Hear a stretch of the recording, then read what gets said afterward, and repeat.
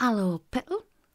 Thank you for joining me again for Chapter 9 of You Don't Have to Be Able to Work Here, But It Helps by Tom Holt, which is, we've definitively decided, Book 4 in the J.W. Wells & Co. series, which we all love because it's awesome. I digress.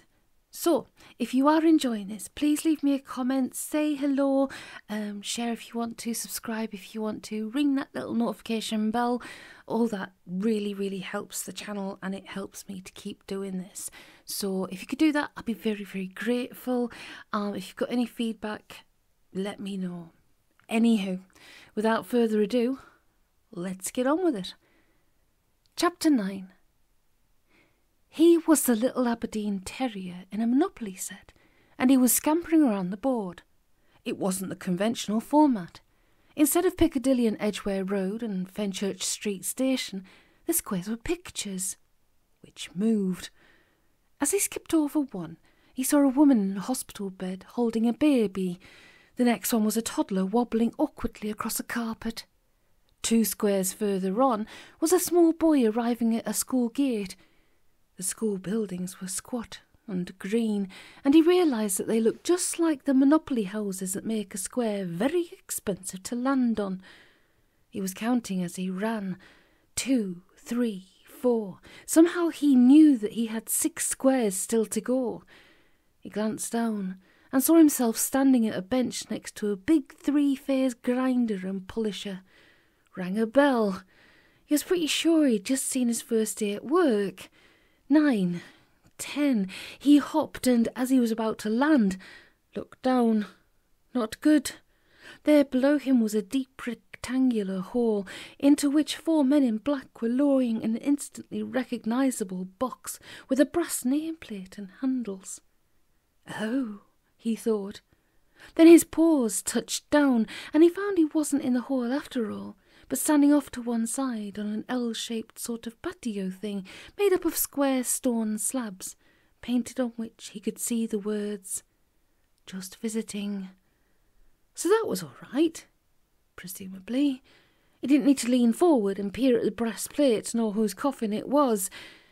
"Late for my own funeral," he muttered to himself. Very droll. At any rate, he wasn't an Aberdeen terrier anymore.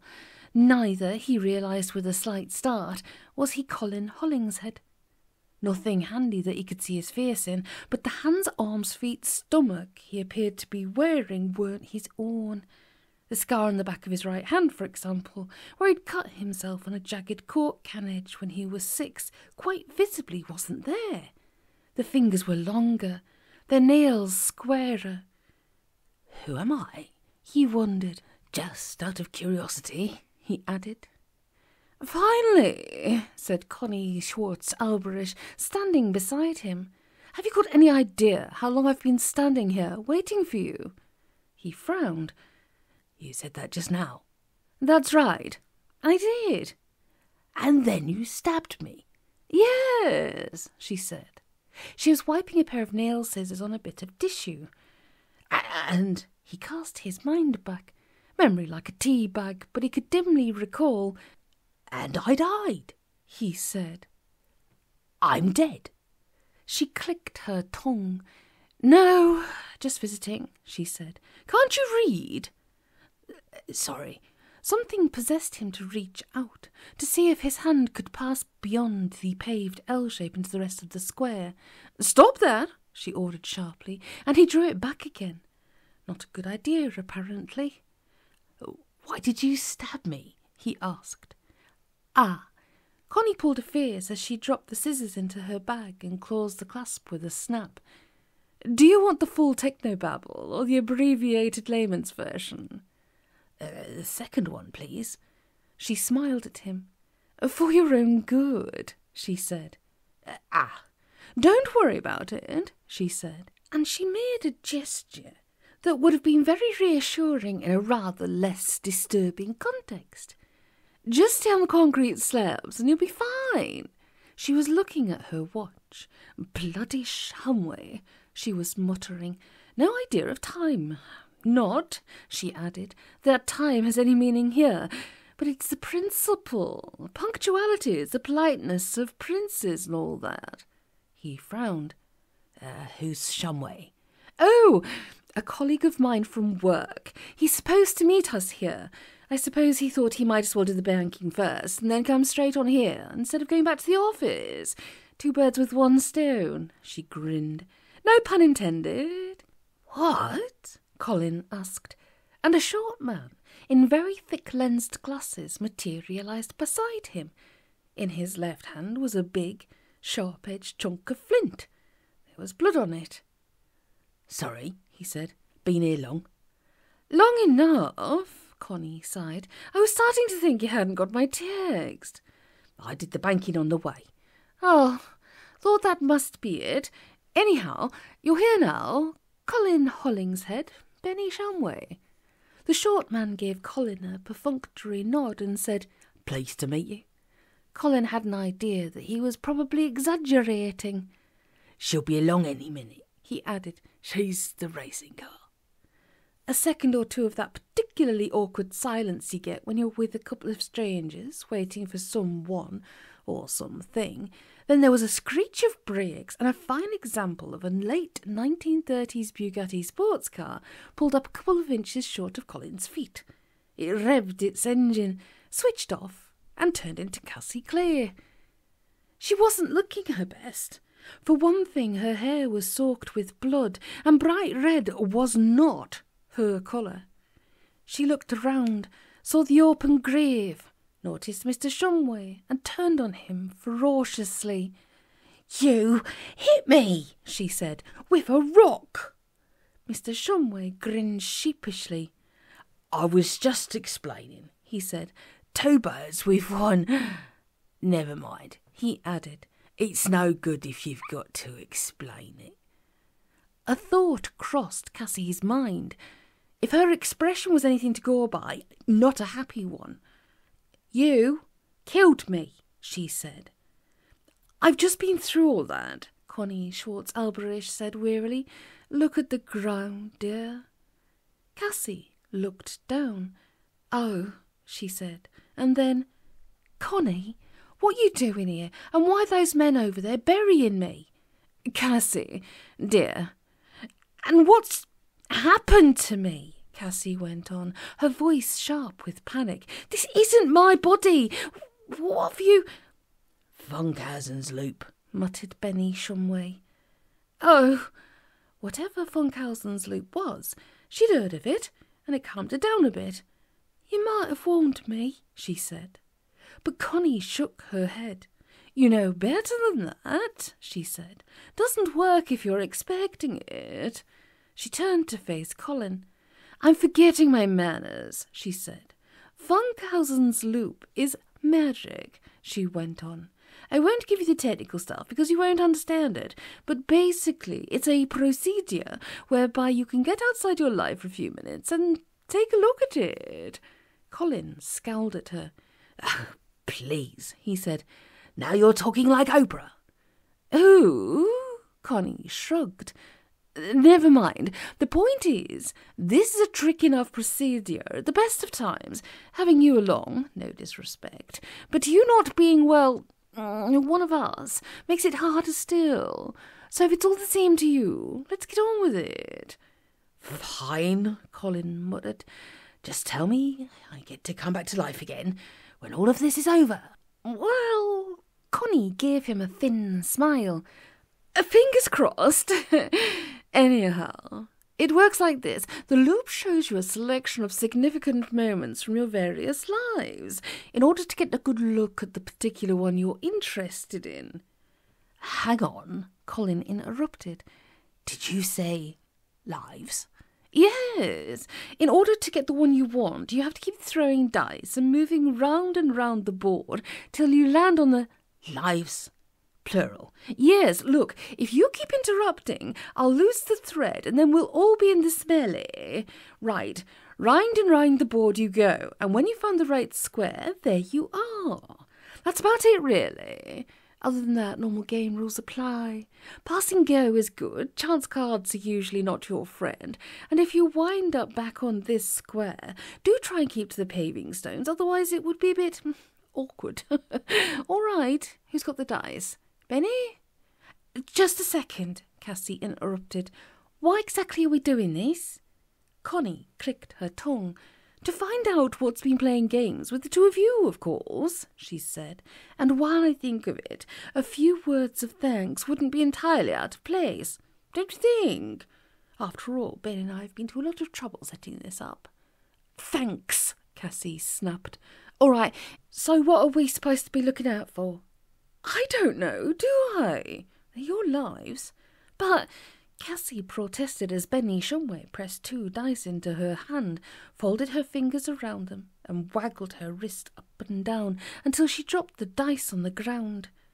Jammy, Connie said. 6 means you get 2 goes. Before Cassie could say another word, she was picked up off her feet as if by a sudden sharp gust of wind and carried away down the flickering avenue of pictures.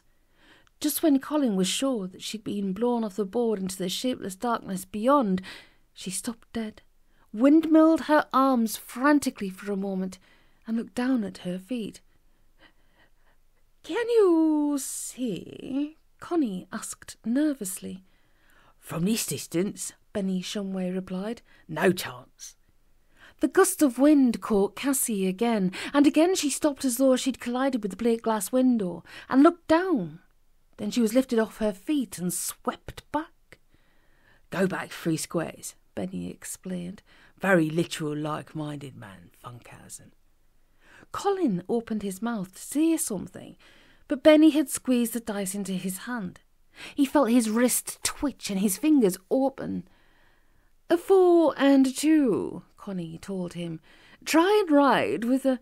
It was as though an invisible giant had pinched his head between finger and thumb and lifted him off the ground. He landed, managed to stagger back without falling, and looked down. He saw himself. How he knew that, he had no idea, because he looked quite different. For one thing, he was taller, slim, athletic, with thick curly blonde hair. Also, he was in fancy dress, something short of medieval, involving tight tights and a bright red tunic. Furthermore, he was on a horse. Never been on a horse in his life. And there was a bird sitting on the side of his right hand. Ugh, he thought, because he wasn't fond of animals, and birds made him nervous. He didn't like the way they flapped their wings in your face, and he was afraid of the sharp bits, like beaks and claws. This bird was particularly scary. It was some kind of hawk, and it had small, round, mad-looking yellow eyes with a black dot for a pupil. But fancy dress him didn't seem too worried at all. His attention was occupied elsewhere. Colin followed his line of sight and saw a female of some description, also on a horse, although unencumbered by large birds. She was swathed from head to foot in what looked like curtain material, with a tall dunce's cap sort of hat on her head. He could just make out her face in among all the cloth and net curtain. Nice-looking woman, smiling at him. He was saying something to her, but for some reason he was talking in a strange foreign language. French, said Benny Shumway. How did you get here? Colin demanded, looking around. There was nobody there. I didn't, Benny's voice explained. Let's just say I'm with you in spirit. Want me to translate? What? Oh, right, yes. He expected to hear Benny doing a not quite simultaneous translation, like the people with headphones at the United Nations. Instead, he heard the woman's voice, but now she was talking ordinary English with a sort of Kenneth Branagh direct Shakespeare accent. Is she heavy to carry? She said. Not really, fancy dress Colin replied, and Colin was pretty sure he was lying. I'll fly her in a moment, if you like. Yes, please. I've never seen a real gyre falcon working. You'll have to bear with me a second. She's gripping so tight I think my arm's gone to sleep. Whereupon the wind caught him again and threw him up into the air. 5 and a 3, whispered Benny's voice in his ear. Colin's feet hit the ground, sending a stab of jarring pain up his shins into his knees. He looked down. Chance, and the marble slabs under his feet. He felt something in his hand that hadn't been there a split second earlier. It was just a rectangular pink card with his name printed in the centre. He frowned and turned it over. Get out of death free. Colin had his faults, but gift horse dentistry wasn't one of them. He poked the card into his top pocket, and the wind caught him again. Please no more animals or birds, he thought. Then the slam, the wobble, the glance downwards. Only goes to show how short-sighted he'd been, not paying attention in history. True, he'd salvaged that scrap about the American War of Independence, but that was more or less it. The folly of his neglect came home to him as he stared at the two people in front of him. He knew who one of them was, the man in the funny coat like a dressing gown, but the girl in the enormous dress was a total stranger. She was very odd. In fact, they both were, because neither of them was much older than him, but they were both wearing white wigs. She was holding a fan, though it wasn't particularly warm. This time they weren't alone. They were in a huge room along with lots of other people in funny clothes and wigs. Music was playing and everybody was moving about. Colin supposed you could call it dancing, though that was a subject he knew even less about than history. She was smiling at him. He seemed to be having to concentrate on where he was putting his feet. She did a sort of low curtsy. He stumbled, barged into her and trod on her toe. He didn't hear what she said to him because the wind got up and tore him away, but he reckoned he could probably guess the gist of it. The next time Colin landed, he found himself in some sort of hut. No, he was being unfair. It just about counted as a house because the walls were solid and faced with plaster. There was one window with no glass in it, and the floor was planks covered with dried reeds. There was a cow in the doorway, looking at him and swishing its tail. He saw himself come in from another room. He was limping, and when he dropped into the chair, there was only one, he lifted his knee and started rubbing his foot through the frayed woolen stocking he had on. Only a short stop, that one. Next he landed in the middle of a really old-fashioned-looking pub, very dark, no proper lights, just candles stuck in bottles on the tables, and crowded with people dressed like characters in the Dickens serials they used to put on at the weekends when he was a kid. It took him a while to pick himself out of the crowd. He was sitting next to a girl in a big, wide hat with a rather grubby feather sticking out of it. He said something, too far away to make out the words over the background noise, and the girl stood up. He stood up too. She smacked him across the face, and the sound of palm on cheek was so loud that for a moment everybody in the pub turned round to stare. He staggered, grabbed at the table, various cheers and general laughter, put his weight on his back foot, which crumpled up underneath him and collapsed in a heap on the floor. A big, scruffy-looking dog came across and licked his face. All in all, Colin was glad to be blown away from that one. There were others. Nearly all of them involved him and a girl, and in every single one he seemed to have something wrong with his legs or feet. The last one was that day in St. Mary Axe, when he'd come in to pick up the file with the contract and everything. It played out more or less as he remembered it. Then once again he was a fly swatted against a windscreen. Only this time he did lose his balance and fall over. "Let me guess," said Benny's voice over his head. "Pins and needles." "Yes, actually." Colin leaned forward and massaged his foot. "How did you... all right. Oh, you've been watching." Benny's legs materialised in front of him, and Colin realised he was back on the L-shaped pavement. The funeral was still going on. A vicar was talking, and the mourners, not very many of them he noticed, were yawning and glancing sideways at their watches. "Sort of," Benny said, bending forward and offering him a hand to help himself up by. "Only got the gist of it, but at least now there's a pattern emerging." "Is there?" Colin asked, as Benny hauled him to his feet. The left one sent a fireworks display at the nerves of his legs, and he nearly went down again. Benny caught him before he could topple into his own grave. "Well, yeah," Benny said. "Didn't you notice?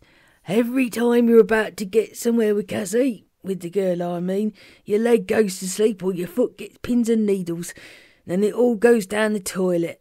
Either she slugs you and flounces off, or she calls you names, or the other way round. If that's a coincidence, I'm Bill Clinton." "Yes, all right," Colin mumbled. "But what is all this? Who are all these people I've been looking at?" A small landmine of resentment blew up inside his head, and he yelled, "Why does nobody ever explain anything?" Benny laughed. "You don't get it." "Oh, well."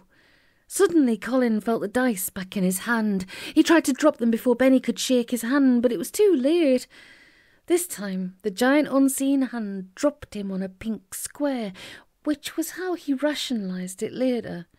At the time, he guessed that he must be on Mars because in every direction, as far as the eye could see, there was nothing but red, dusty plateau under a red sky. It was a bit like the sets in the original Star Trek, but without the foam rocks. No pins and needles this time, which was a relief.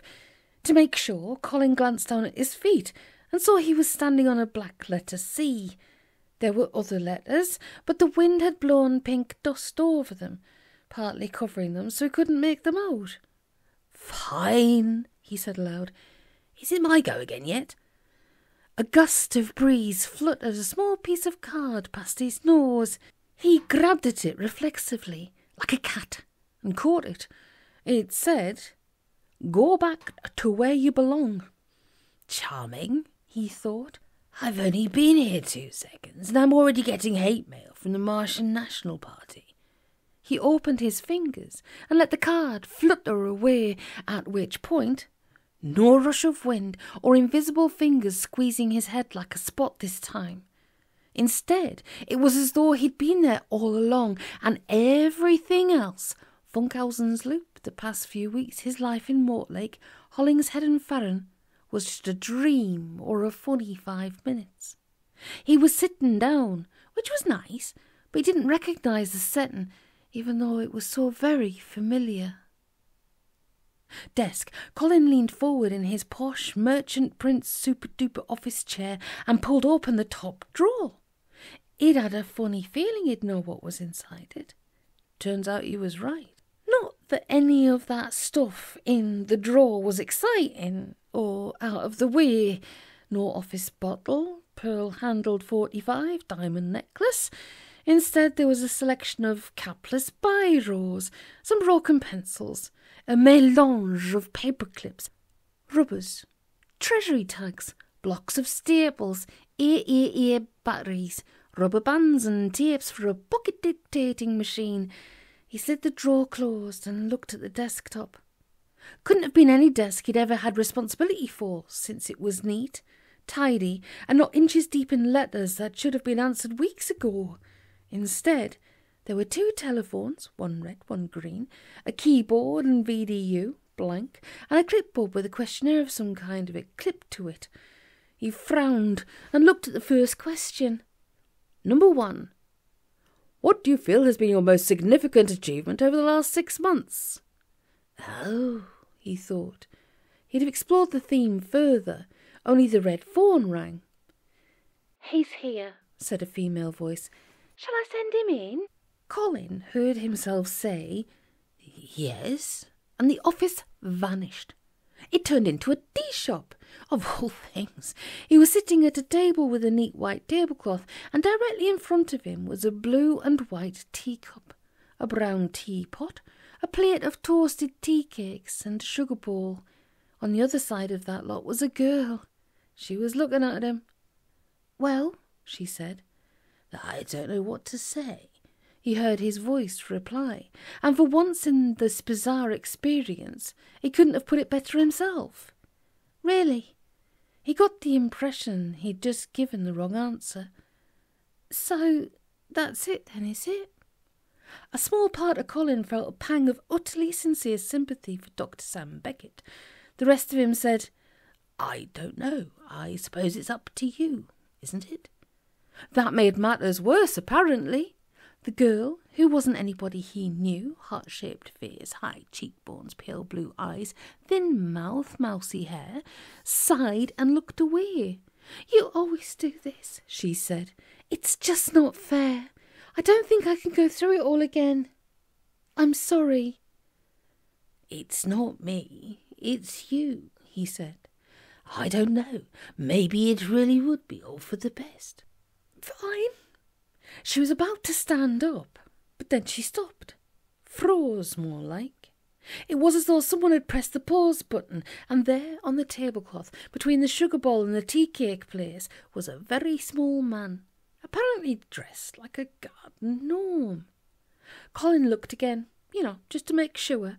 Yes, tall floppy red hat, oversized baggy trousers held up by braces, big black boots, even the long white beard.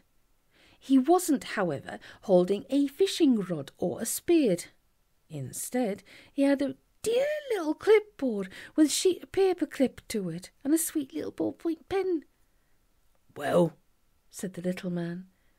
"You're a gnome," Colin said. He hadn't meant to, even if he wasn't in the habit of being quite so. "Yep," the little man said. "I didn't mean to say that." Grin, just visible through groves of white beard. "Nope, but this is me, remember? To whom all desires are known, and from whom no secrets are hid." He chuckled. "That's the Bible or something," he said. "You remember it from morning prayers at assembly." He shook his head, and the cute little red hat tilted a little over one eye. "You're making a right pig's ear of this, aren't you?" "Yes," Colin said, "but maybe it's for the best. I mean, you're still crazy about her." "Of course, but she's so bloody complicated." The gnome sighed, and the exhalation set the fine down of his moustache dancing. "They all are, kiddo. It's the free curse hidden at the bottom of the packet of human existence. Why, nobody knows. Pursuit, date, dinner, chat, and bed. The same repeated often enough. You move in, or she moves in, and suddenly clang. Watch out for the falling portcullis." He ticked a box on his form. "I've always found it highly significant that commit is also the word they use for sending someone to a mental institution, because, like it says on the fridge magnets, you don't have to be mad to be here, but... "No," Colin protested, surprising himself with his own vehemence. "That's not me at all. I really do. Love her, all grown up and shipshape, and everything should be fine because she feels the same way about you. But where is the problem? You just don't understand what their matter is." "That's right," Colin said, "but she seems to..." "Think you understand perfectly well, and you're just pretending not to because you're an insensitive git. Now, don't you wish you'd paid more attention in telepathy when you were at school?" Colin sighed. "No," he said. "You're still missing the point. I do understand. And I've done everything she wanted, and still..." "Exactly." The little man shrugged, and the left shoulder strap of his braces slipped a little further down his bicep. "And you've reached the point where you're thinking, is it really worth it? Really, I mean, we started off all right. The sex was brilliant. She likes action-adventure movies, and she can cook. And then suddenly, it started to fall apart and melt like a dolly watch. And surely there comes a time when you've got to cut your losses and move on." "No." Colin looked around quickly to see if people were staring, because he hadn't meant to shout quite so loudly. But the rest of the tea shop was still frozen. "Look, it's not like that. I'm not like that. Damn it, this really is the genuine article as far as I'm concerned. I believe more than that. I bloody well know. They're your soulmates, the little man said, with a slight nod. That one in a million thing, your actual true love, where it gets to the point where you can't tell anymore where you all end and she begins. And what's more, you don't care about knowing, you don't want to know. Ah, he sighed, fished in his button-down pocket, took out a darling little clay pipe, caught sight of the no smoking notice, frowned and put it away again. You know what Plato sees, of course? No, Colin said. Fuck Plato, and just shut up for a moment while I explain. You keep on putting words in your mouth. Yes, I know. Then stop doing it. Colin waited, but the little man didn't say anything. Thank you. Screw it. Now I've forgotten what you were going to say. No, listen. Colin took a deep breath. It was all going perfectly, he said. We met, right? At first we took it a bit slow, not wanting to rush in for fear we'd spoil it. But before long, everything just sort of fell into place. And there we were. It was so perfect. It was glorious. It was fun. Colin scowled. Dimly, right at the back of his mind, among the old shoes, boxed-up Christmas decorations and broken trouser presses, he could remember how glorious it had been. It made sense, he said, and we never had those stupid rows or those tense sulks or any of that stuff. It was like we could see all the problems coming a mile away, when everybody else couldn't see them and walk straight into them. But we'd just look at each other and say, let's not do that. And we didn't. And that was fine. It was perfect. I won't warn you again, Colin growled. But yes, it was perfect until a month ago. And then quite suddenly, he stopped. The little man looked at him and nodded. It's all right, Colin muttered. You can say it. No need, the little man smirked at him. I know. It's like... Colin thought for a moment. It's like the fairy story about the boy who flew too near the sun, and the wax holding his wings together melted, and down he came. The little man nodded. Great story, that, he said. Seminal. And now look at us. Colin went on, and he looked across the table at the girl, frozen solid in the act of beginning to stand up. It's all falling apart, and I simply don't know why. The little man clicked his tongue. It's like you said just now, he replied. Why does nobody ever explain anything? That's right. Colin looked the man in his funny little eye. Well, your problem, the little man said, and he was ticking boxes on his clipboard, is that you don't ask yourself the right questions. If you don't do that, he shrugged. I mean, he went on, technology and magic and stuff can only take you so far. Take Funkhausen's loop, for example. You can lead a horse to water, right? But you can't make it. He was fading. Colin could see the congealed butter on the surface of the tea cake right through his sweet little tummy. Think, but you've got the answer. So all you need to do is work back from... He vanished, and the girl stood up. Fine, she said. I'll go then. Colin looked up at her. Did you just see a gnome? He asked. A what? A gnome, like in gardens, on the table, right there. What the hell are you talking about? Sorry. He frowned, wondering what on earth had possessed him to start babbling about gnomes. Look, please sit down and we can talk about this. No, sorry. She started to walk away.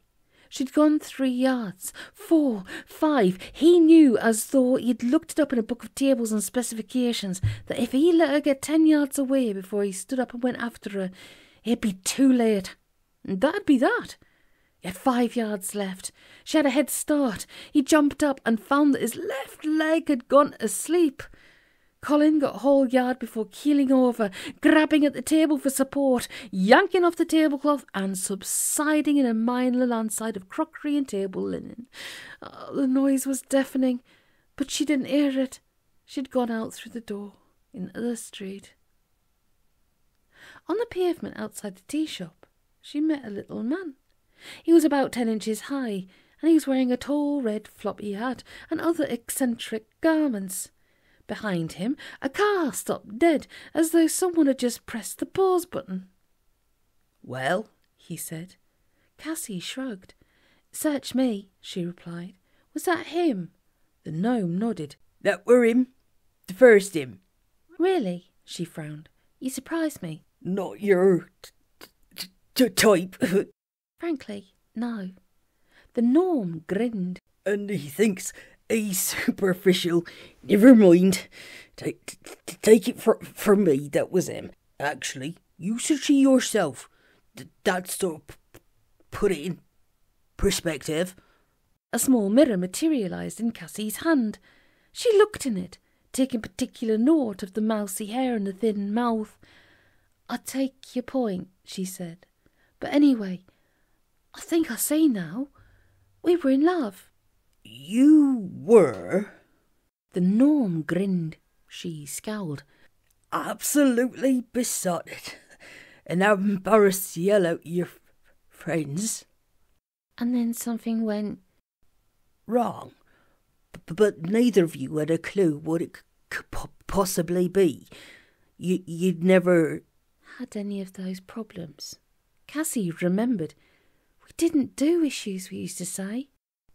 "A really nauseating phrase, let me point out," the gnome said. "So when everything started to come unstuck..." "You know," Cassie said, "it was just like Icarus in Greek mythology, when he flew too close to the... Sorry," she added irritably, "am I boring you?" The gnome muffled his yawn with his sleeve. "Sorry," he said. "Go on." "I just couldn't understand," she said. "Suddenly there was this terrible problem. A fatal exception has taken place, and this programme will be closed down, and I simply..." Couldn't make head nor tail of it. Couldn't see why he was being like that. There was no reason." "It just happened," Cassie frowned. "Things don't just happen, though, do they?" The gnome winked at her. "I should go, he said. "So there has to be..." "Quite." The gnome was growing transparent. She could read the frozen car's number plate through his funny little head. "I'll send you my bill." "All right," Cassie nodded. "Thanks, Mr. Funkhausen." "My pleasure, Miss Clay," the gnome replied, and vanished. Well, well, well, little gnomes. Cassie is a car. Oh my goodness, what's going to happen next? Well, you'll find out in a couple of days, because I'll be doing the next chapter, which I think is chapter 10 of You Don't Have to Be Evil to Work Here, But It Helps. J.W. Wells & Co., Book 4, written by Tom Holt and read by me. So if you are enjoying it, if you do get to the end here, please, please, please, please, please, if you could share, if you could like, if you could ring that notifications bell, subscribe if you want to, leave a comment if you want to. But one thing you can always be sure of, I will always complete an audiobook. So the rest of the Tom Holt books that I've done are in the podcast, which you'll find in my podcast section, but I also have a playlist section, and there's lots of stuff that I've done over the past few years. Anyway, keep warm, take care of yourselves, and have a nice, nice evening. Thanks for listening. Take care of yourselves. See you later, Petal. How many more goodbyes can I say? Bones goodbye. Bye-bye.